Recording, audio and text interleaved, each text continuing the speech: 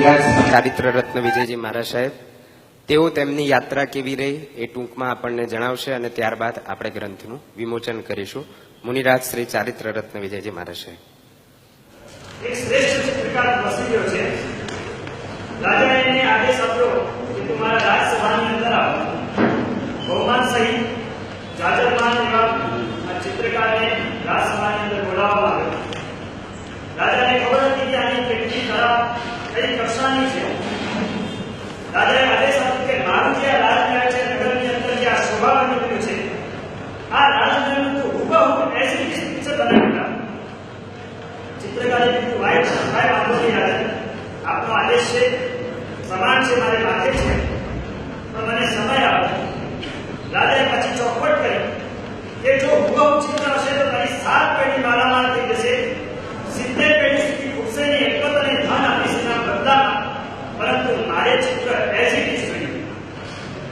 ચિત્રકાર પ્રમાણ કરી લઈ ગયો. ત્યાંથી સમય લઈને 2 હપ્તાનું મોહલત એને આપવામાં આવ્યું.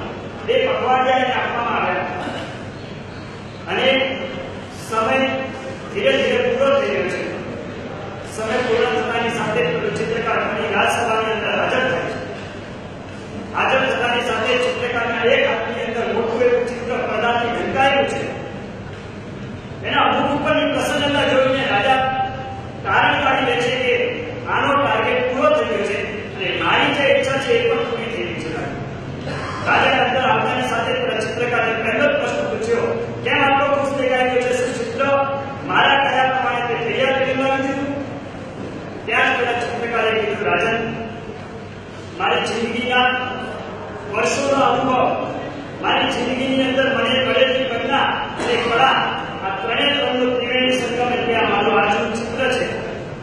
વર્ષોની મહેનત પછી કદાચ કહી શકાય જેને એવોર્ડ આપી શકાય એવું આ ચિત્ર મારી જિંદગીનું બનાવ્યું છે, જે આપની સમક્ષ આજે રજૂ કરવા માટે લાવ્યો છું.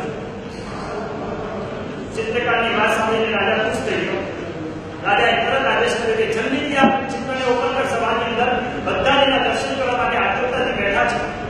અને જ્યાં ચિત્રકારે એનો પડદો ઉપાડ્યો અને આખી સભાની અંદર આશ્ચર્યકારી ઘટના બની શકાય. બધા લોકો મોઢામાં આનંદ રાખતા થઈ ગયા. શું ચિત્ર છે! અને જ્યારે આ ચિત્ર જોયું રાજાએ પોતાની જગ્યા ઉપરથી ઊભો થઈ ગયો. લાખ હાથ જમીની છે, ક્રોધિત થઈ ગયો છે અને જાણે આ દુષ્ટો હોય એટલે ચિત્રકારને ખટકારતા બોલે છે, શું મારી ઇજ્જતના ધજા કરવા માટે આવ્યો છે?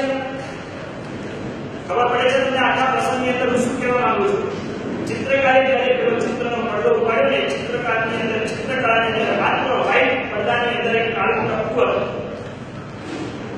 ચિત્રકારે ખાલી એટલું રાજાને જવાબ આપ્યો સામે કે રાજા, આનાથી વધારે વાસ્તવિકતા કે હકીકત બતાવવા માટે હું હવે અસમર્થ છું. આખા વર્તમાન સાયન્સના ઉદ્દેશ્ય જો વિચારવા જઈએ, આપણને મળેલું એ બ્રહ્માંડ જેની અંદર કેટલીય નિહારિકાઓ જેને વર્તમાનમાં સાયન્સ ગેલેક્સી તરીકે બતાવે છે એ અહીંયા આ બ્રહ્માંડની અંદર ફરી રહી છે. એ ગેલેક્સીમાંથી પણ એકમાત્ર આકાશગંગા ઉપાડીએ જે આપણે અહીંયા મિલ્કી વે તરીકે જેને આપણે ઓળખીએ છીએ, એ મિલ્કી વે ની અંદર પણ અસંખ્ય એવા પીળા ટપકાઓ જેવા દેખાઈ રહ્યા છે. એમાંનું એક પીળું ટપકું એટલે કે આપણું સૌરમંડળ. અને એ સૌરમંડળની અંદર પણ આજુબાજુ ફરી રહેલા ગ્રહ, નક્ષત્ર, સૂર્ય, ચંદ્ર, તારાઓના પરિવારો જે અગણિત કક્ષાઓની અંદર મૂકવામાં આવ્યા છે, એમાંની એક સૌરમંડળનો આપણો એક હિસ્સો એટલે આ વર્તમાનની પૃથ્વી.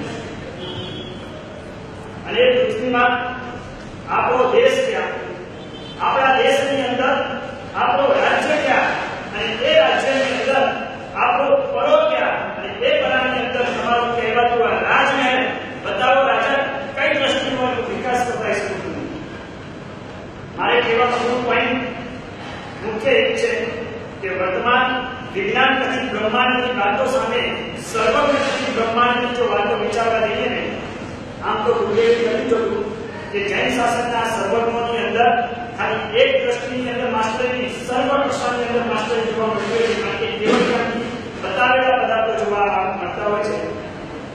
વર્તમાનની અંદર માત્ર પરમાત્માના કેટલા સિદ્ધાંતો પર વિચારણા કરીને યાદ આવે છે કે કલકત્તાના યુનિવર્સિટીના પ્રોફેસર હરિસત્ય ભટ્ટાચાર્યજી વર્ષો પહેલા બનેલી જીવન ઘટનાને તમારી સામે નાણાકીય એ સમયના પ્રમાણે પેશ કરીશું.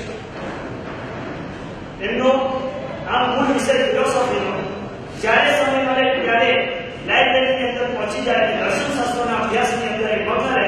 શાસ્ત્રી ભટ્ટાચાર્યજી જ્યારે સમયમાં એક પછી એક દર્શનશાસ્ત્રના અધ્યયન કરતા કરતા જૈન દર્શનના અધ્યયનની શરૂઆત કરી, એક પછી એક ગ્રંથો વાંચતા જાય છે. વર્ષોના વાણાથી ત્યાં આચાર્ય ભગવાન ગાંધીદેવ સુધી મહારાજનું એક ગ્રંથ વાંચન કરી રહ્યા છે. લાઇબ્રેરીની અંદર બેઠા છે હરિશ્ચંદ્ર ભટ્ટાચાર્યજી અને પ્રમાણમય તત્વલોકના ગ્રંથના વાંચનની અંદર એક સૂત્ર એમને જોવા મળ્યું અને સૂત્ર વાંચતાની સાથે પોતાની જગ્યા ઉપરથી ઉભા થયા. વિચારી રહ્યા છે કે આ સૂત્ર કેવી રીતે પ્રેક્ટિકલ છે. સૂત્ર હતું અકારાથી ઔદ્ગલિકો વર્ણ. આપણા પાસે રહેલા શબ્દો અ આ ઈ ક ખ ગ ઘ વગેરે તમામે તમામ શબ્દો પૂતગલ છે, મેટર છે. કારણ કે એના વર્ષોના ઇતિહાસની અંદર એનો અનુભવ હતો. તમામ દર્શન શાસ્ત્રો જે શબ્દને શબ્દ ગુણગમ આકાશની વ્યાખ્યા કરીને બનાવા દે છે. શબ્દ એ આકાશનો ગુણ છે, અરૂપી તત્વ છે. જ્યારે જૈન દર્શન એને પૂતગલ તરીકે મેટર તરીકે બતાવ્યું છે. તે જરૂર આની અંદર કઈ વિચારવા જેવું છે. અને એ જ અરસાની અંદર વર્ષો પહેલા જ્યારે રેડિયોની શોધ કરી હતી સાયન્ટિસ્ટો દ્વારા, અને એ વખતે શબ્દોને પકડીને ગ્રહણ કરવામાં આવતું હતું અને એ પૂતગલ તરીકે સાયન્ટિસ્ટો દ્વારા સાયન્સની અંદર એને પૂતગલની સિદ્ધિ આપી દેવામાં આવી. શબ્દ એ પૂતગલ છે જે ભગવાન મહાવીરે વગર કોઈ ટેકનોલોજી કે વગર કોઈ સાધનો દ્વારા 2500 વર્ષ પહેલા પોતાના શાસ્ત્રોમાં લખી ગયા. એ વસ્તુ આજે સાયન્સે સિદ્ધ કરી. અત્યાર સુધી તો માત્ર એક શબ્દની પંક્તિથી વાંચતા હતા, પણ હવે ત્યાં હરિશ્ચંદ્ર ભટ્ટાચાર્યજી શ્રદ્ધાની આપોથી જૈન દર્શનોનું શાસ્ત્રનું વાંચન શરૂ કરે છે. એક પછી એક ગ્રંથોનું વાંચનની અંદર પૂતગલ મેટરની વાતો, શબ્દ રૂપ રસ ગંધની અંદર આખી તમામ હકીકતોને જાણતી એને પોતાના અભ્યાસની અંદર લીધી. પીએચડી જેવા ડિગ્રીઓની અંદર એમને ડોક્ટરેટ કર્યું. અને પછી જ્યારે એનો મનપસંદ ફિલોસોફીનો વિષય પૂછવામાં આવે અને એને શાસ્ત્રોની અંદર સર્જન કરવાની વાત આવી, ત્યારે એને 2 ગ્રંથોની સર્જન કરી. એક અનેકાંતવાદ અને બીજા નંબરે અહિંસા. આખા વિશ્વની અંદર આ પ્રસંગ ખૂબ જ વ્યાપક બનેલો. પરંતુ મારે કહેવું એ છે કે ભગવાન મહાવીર એ સર્વજ્ઞ હતા અને સર્વજ્ઞની વાતો ક્યારે પણ નિષ્ફળ કે શંકાના સ્થાનોની અંદર મુકાતી નથી. માત્ર એક બે સ્થાનની ઘણી બધી વાતો વિચારી શકાય.